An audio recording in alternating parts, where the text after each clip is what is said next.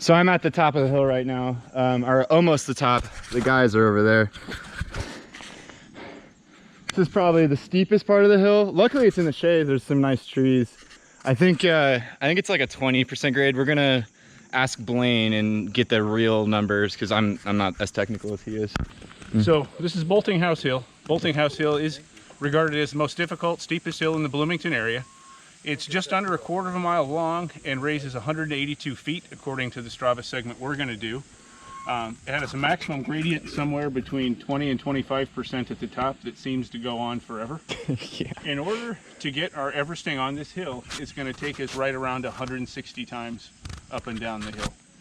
That actually might end up being a lot more depending how it's going. We're pretty superstitious, I think. So if our cycling computers say, hey, you got to do it 10 more times, we'll probably do it, just because if you get that far, there's no turnaround, I think. Yeah.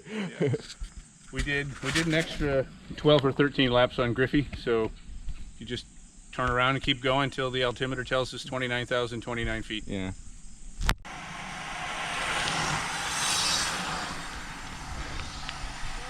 It's a steep guy. You gotta slow down sooner.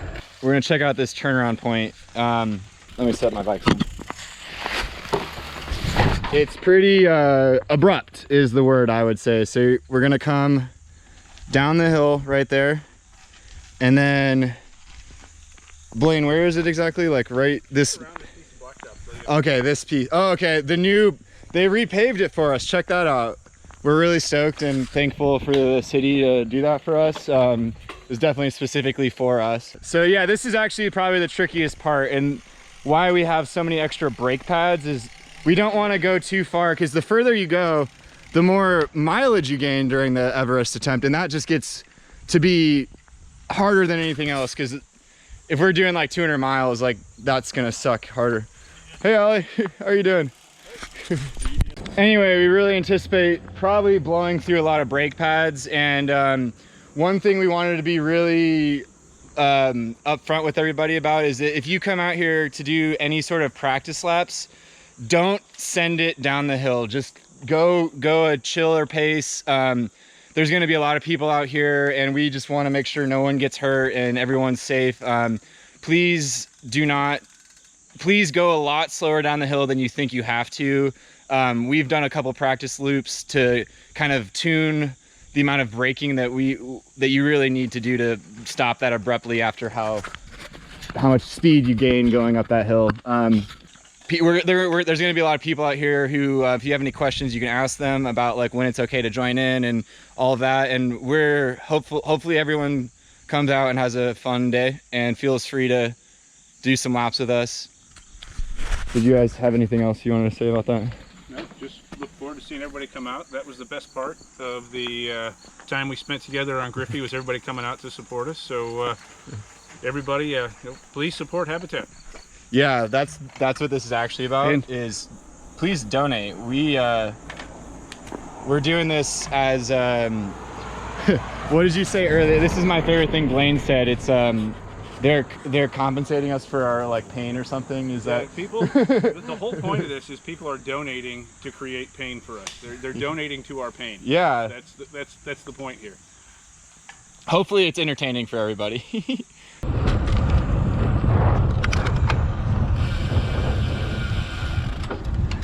Blaine's currently going to show everybody where the top turnaround is. Just past this driveway on the left. Go past this mailbox. Take your turn. Back down. On the day, there'll be very, very clear markings. The road will be closed too. The road is, yeah, Patrick's right. There's a lot of traffic out here. Blaine was actually able to get the city to close the road for us, so we won't have to deal with any cars this time around. Blaine, where are the signs going to be, you think? Signs are going to be right on the other side of this driveway, so our turn is probably going to come around the signs. We'll make sure there's a little bit of space. Oh, okay. Yep, we're gonna make sure we leave access to these houses, but we'll probably come around the signs and turn. Cool, so we're gonna close the road just on the hill. So one other thing we wanna say is don't park at the top of the hill. There's gonna be a small amount of parking at the bottom, and if you absolutely have to drive, that's okay. Please, if you can though, ride your bike out here. We wanna make sure that everybody can come out. But yeah, the top of the hill is residential, and we're not gonna have anybody parked up here. And if you park up here, we'll probably tell you to move your car. I guess, how long do you think this is gonna take, Blaine? I think we'll be out here probably around 15 hours to get it all done. Okay. Depending on breaks and how long, you know. I think about 15 hours will be the total. How off was the estimate on the Griffey one? Griffey was close. We were probably within 20 minutes of the plan by the time we were done. Oh, wow. Okay. I kind of thought that was long. So you guys technically were faster than you needed to be? A little bit. Yeah. What made Griffey last a little bit longer was just getting the altimeter to work on Taylor's bike. Yeah. When I clicked over 29,029, we were maybe 30 minutes off, but we were pretty close to the planned time. Cool.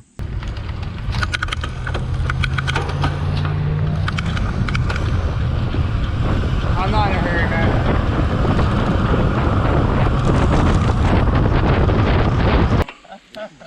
All right, so overview here. We're gonna have our road closed sign. One of them is gonna be at the intersection of, what's this road called? Earl Young and Bolting House, and we're gonna have one sign so you can still get your car through, with the intention of, like, there's gonna be some roadside parking here. As long as there's a lane for a car to get through, you're good to go. Then we'll have double barricades right up here, right in front of this guy's, or these people's house driveway, just so the idea is that they can still get in and out of their property. And so probably like have the double barricade right here. That's what they look like. Definitely be as respectful as possible if you park your car here. If you're confused about where a good place to park is, do not hesitate to ask. There will be people here who can help you find a good parking spot, something like that. Having a good time. So we're gonna start this at 3 a.m. You should probably sleep in because it's Sunday and no sense in coming out. If you want to come out at 3, please do though. We'd be stoked to have people come out here cheering at 3. Come do some practice laps. We want everyone to come out and have a fun time. And also bring your wallets because we need money for Habitat. Support Habitat, please. Cool. Hopefully we'll see everyone out there. Patrick, what do you think is going to be the hardest part of this for you? Braking at the bottom of the hill. Yeah, that's a brutal break down there, man. I think after like 10 times you'll get a rhythm and you'll know exactly where to go. Seriously, if you come do practice laps, brake as much as you can going down the hill. It's not easy to turn around. What do you think is going to be the hardest thing? Right now, I'm dreading the mental aspect and just the time spent, but I think I'm gonna regret saying that because I'm sure after like 6 hours it's gonna be physically horrible. Yeah. But I'm most frightened by just the mental fatigue that's gonna happen through the day. Well, what's your longest ride you've ever done? Have you ever done any endurance racing or longest ride?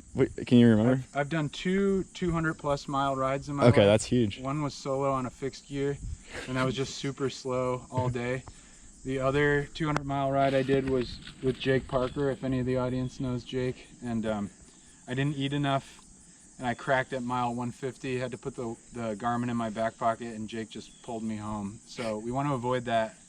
On Sunday, I'm going to be eating a lot of sourdough bread and going as slowly as I possibly can. You know what's funny is my longest ride I've ever done was also with Jake. So you're going to do sourdough bread. Do you have a nutrition plan? Fig bars, always. Fig bars, okay. How many do you think you're going to eat? Over a whole box. for sure. At least 1 box. You should probably buy 3 or 4. Yeah. I'm gonna go salt after a whole box of fig. I'll probably hit some chips, and then it'll be real food like sandwiches after that, if I can even put food down. Do you think Sean will share his sourdough bread with you? There will be enough to go around. And I should also mention that I'm lucky enough to be supported by Waffles out of Boulder. Yeah. They sent me a bunch of plant-based Liège waffles for the day, which are going to be awesome because I'm vegan as well, and sometimes it's hard to find high-calorie vegan snacks to fuel you on your ride. So thank you to Waffles for hooking those up. What about you, Blaine? What's your food? It's well published on the internet now, but I do ham sandwiches and pickle juice. Pickle juice, yes. Pickle juice is the magical substance that keeps you cramp free for 16 hours. Everybody should pack their pickle juice, trust me on that one. We're gonna have a lot of pickles out here, it sounds like. And for me personally, I will probably do peanut butter and jellies for like actual meal food, but for riding, I'm a big fan of beta fuel is the thing that makes me stronger, and corn. I probably will be eating, I really like the goo, like just energy shot things, and that's probably what I'll be. 1 every hour is my rule. Don't discount the power of candy either. Yeah, Goo just is a little on the expensive side. I do Swedish Fish and Sour Patch Kids. I used to do Haribo, but they're not vegan. But if you can just get gummy bears or something equivalent to that, they are very inexpensive and easy to get a lot of calories, and that's what I tend to eat.